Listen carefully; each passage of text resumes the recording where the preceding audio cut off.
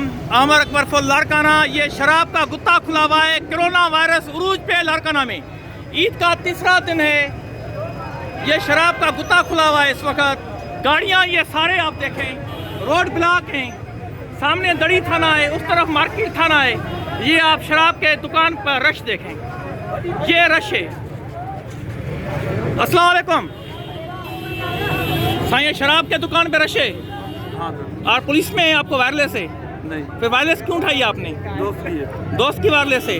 तो ये रास्ता भी ब्लॉक हो गया है। हाँ। सिर्फ शराब की वजह से? पता नहीं, ये शराब की दुकान है? किसकी दुकान है? पता नहीं। किसकी दुकान है? आपको पता नहीं है किसकी दुकान है? शराब की दुकान पे रश है। ईद का तीसरा दिन है। कोरोना वायरस उरूज पर है।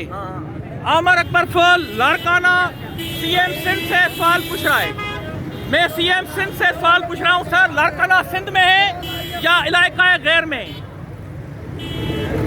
लारकाना सिंध में है या इलाका गैर में? क्या कोरोना के ये शराब पे रश है? इतनी रश शराब पर?